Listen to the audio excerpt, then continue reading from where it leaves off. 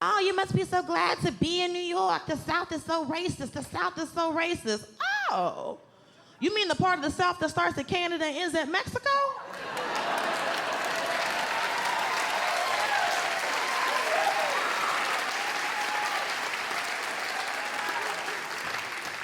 Find me a part of America that's not racist. I'll move today. I'll wait. I know the North is more racist because in the North they split up white folks. They got Italian neighborhoods, Irish neighborhoods. I live in a Greek neighborhood. You know what Irish and Italian and Greek is in the South? White! Nobody has time to break down your brand of whiteness, okay? I don't care what flag your Caucasian flies under, Brandon. Now, Booker T. Washington is quoted widely. I'm going to read one quote that's very important for you to hear. This is Booker T. Washington. There is another class of colored people who make a business of keeping the troubles, the wrongs, and the hardships of the Negro race before the public. Having learned that they are able to make a living out of their troubles, they have grown into the settled habit of advertising their wrongs, partly because they want sympathy and partly because it pays.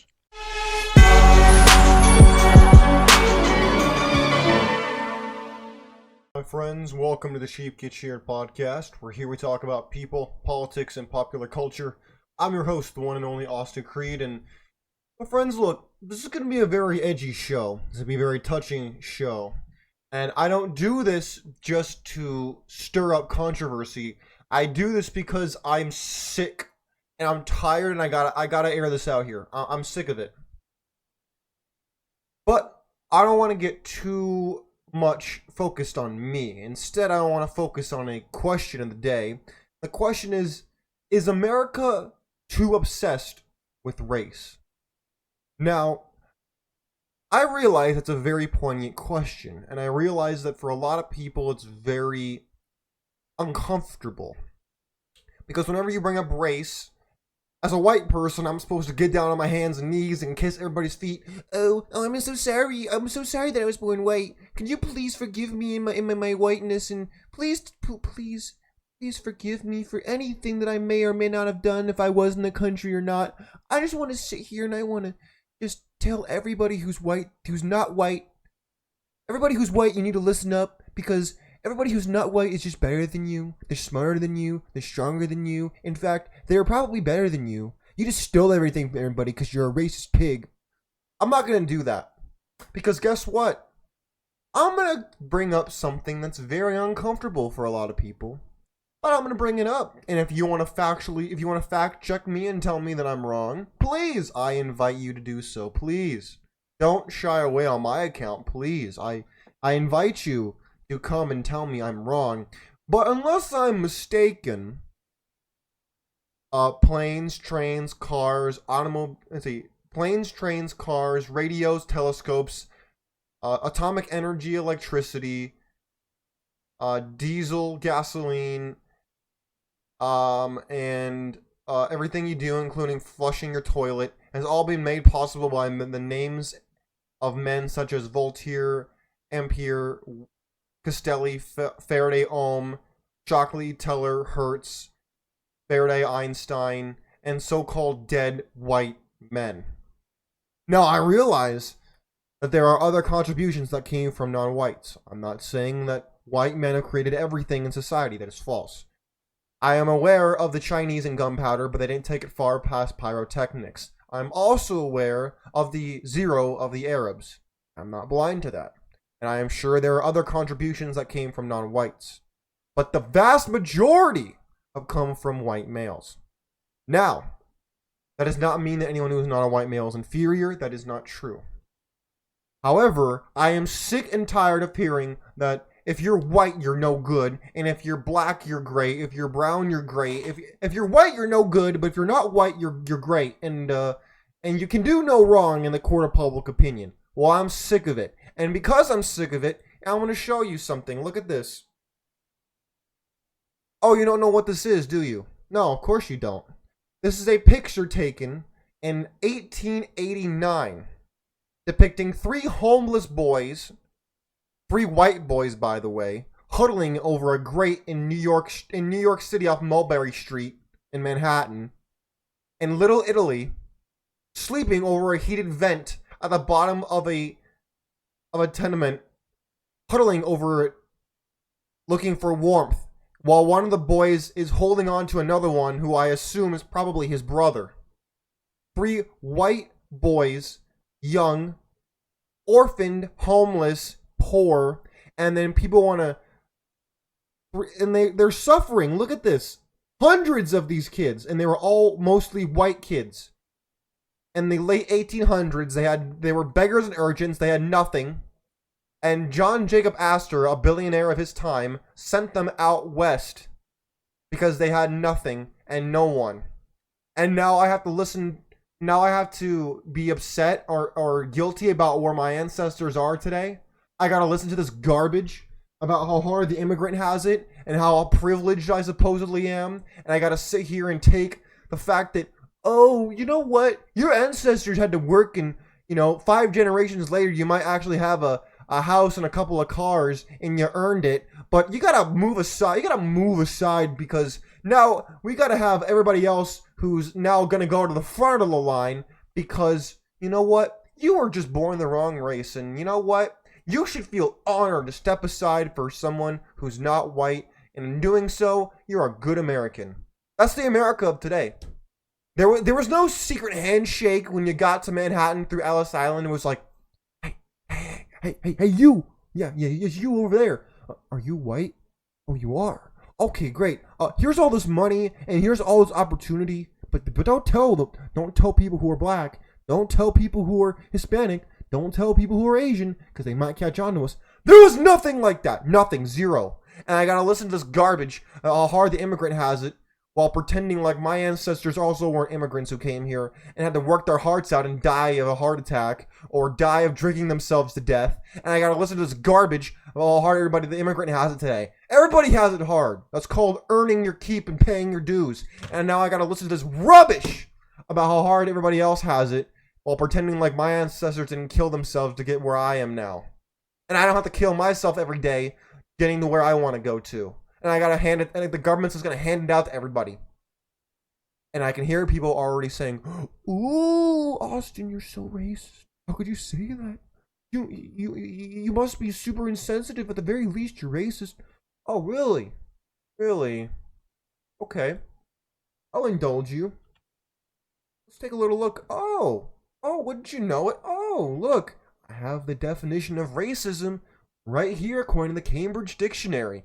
What does it say? I know you're on your edge of your seat. You ready for this? Here it is.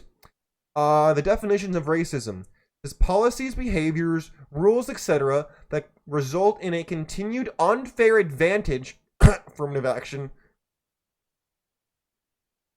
welfare, to some people, and unfair or harmful treatment of others based on race.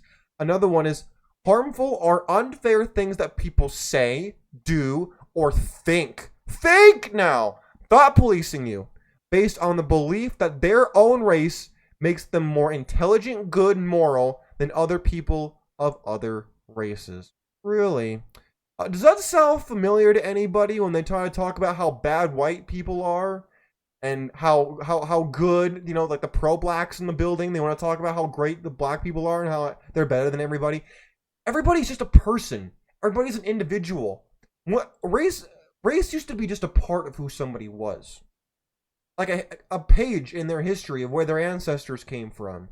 But now it's a sword and a shield in the court of public opinion. Used as to make you more or less legitimate based on the color of your skin, which is the exact opposite of what Martin Luther King Jr. said. He said, I have a dream that one day, you know what? Do I need to pull up? You know what? I'll pull up the damn clip. I'll find it. I'm going to pull up the clip.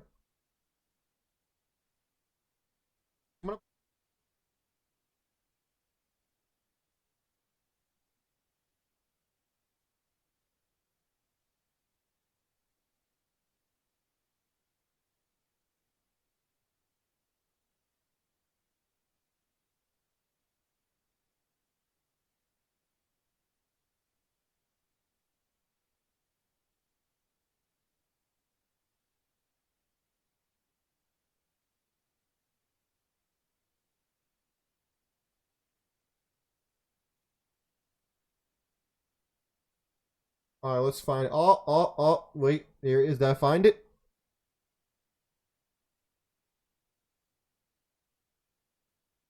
Let's listen to a little bit of his speech, shall we? I have the pleasure to present to you Dr. Martin Luther King. Hold on. Let's skip some of this. It's a great speech. If you haven't listened to it, then you should. But this man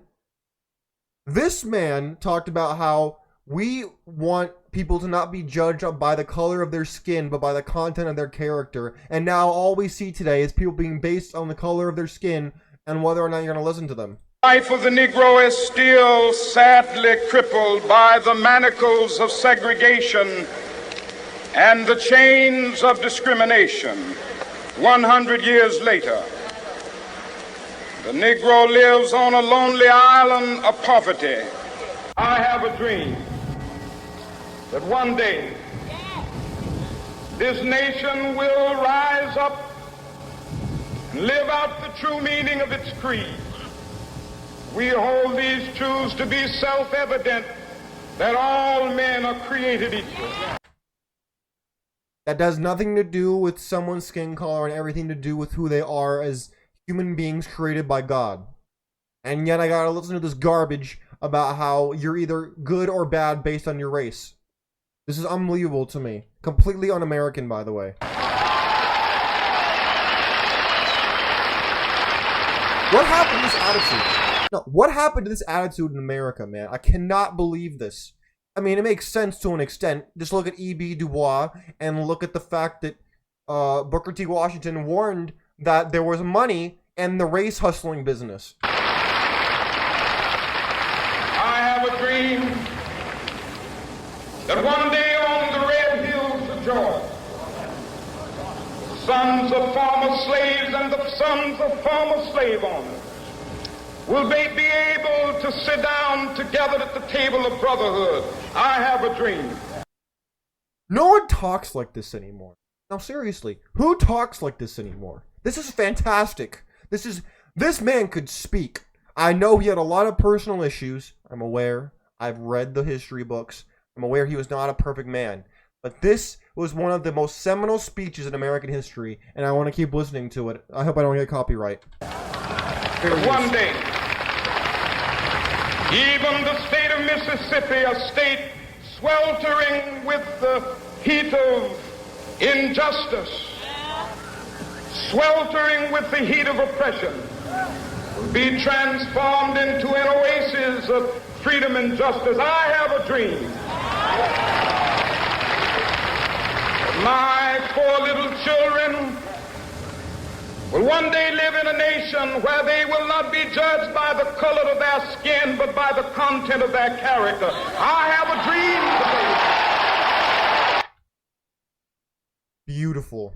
Absolutely beautiful. And yet here I gotta listen to this rubbish from people today in year 2023 about how whites are no good, everybody, they oppress everybody. No. Where does this idea come from that people are not individuals? They don't make their own choices? And everybody forges their own path. I'm not saying that racism does not exist. It definitely does. And to an extent, it's part of the human condition. The problem is, it's only served to divide and conquer people. In modern day America, all it serves to do is to just divide and conquer people because it makes you very easy to manipulate. If you think with what you look like versus what you actually believe or what you want, it's very easy to control you when you think like that. My friends, I'm not trying to downplay anybody's experience. I'm not trying to tell you that not to feel a certain way. I'm not you. And I haven't experienced that you've experienced. That's not my point today. I'm not trying to tell you haven't experienced or haven't seen the things you've seen. That's not what I'm saying. But what I want you to know is this. Once you reach a certain echelon, the only color that matters is green, number one. And number two, a lot of things that people think are racist is just a lack of a family structure. I don't care if across the board it's the truth. So many people lack a family structure with the divorce and the baby mama rate through the roof people are so concerned with race that they don't even focus on their own families. Their own communities are suffering, and yet they want to scream racism in a crowded nation instead of preaching morality and preaching togetherness when it comes to the family structure and sexual control and sexual discipline. Where's that conversation at? Answer: it's nowhere, because it's not popular and it's not motivating and it doesn't sell. But you know what? I'll risk my neck and I'll talk about it. And if your first reaction on anything that we've discussed today is to immediately attack my complexion, you've proven my point. So thank you. You've proven my point exactly, that it matters not what the message is, it matters who the messenger is or what he looks like. Because if your first inclination is to attack me based on my skin color, you've proven my point. You have proven every point that I have made about racism being alive and well and it not just being a white person problem. Thank you. You've proven my point. Because you've entirely missed the entire purpose of this show. Everybody's an individual and they make their own choices. There's no systemic racism, and if there is, it's not directed towards minorities. I'll tell you that right now. The very fact that we have to get rid of affirmative action and it's just going to come back under a different name tells me that the worst thing in America today is to be poor and be Caucasian. That's the lowest straw you can get today. And if you want to disagree with me, go ahead. Give me your anecdotal evidence and we can discuss it. Or give me some actual factual evidence. I don't want to hear propaganda. Don't send me propaganda from CNN or somewhere else that's just fake news that's generated by the New World Order. I don't want to hear it. Give me some actual factual evidence and we can discuss it. Just don't send me propaganda because I won't look at it. My friends, I'm not here to tell you what to think or what to do or what to say or anything. I just want to provoke thought in you. And ask yourself, why do you think America is so obsessed with race? Are you obsessed with race? If you are, why? Or are you like me and you think the whole thing is just so stupid? Because all it does is serve to divide people so they're easily conquered by either certain groups or by the government. And we should be united under principles, not under whether we look like another person. My friends, I hope I made my point in a way that actually resonated with you, and I hope that you made it through more than half of the video without tuning out and losing your cool, because it's too easy to do today. My friends, God bless you. God bless your families. God bless America. Have a great rest of your day. Peace out.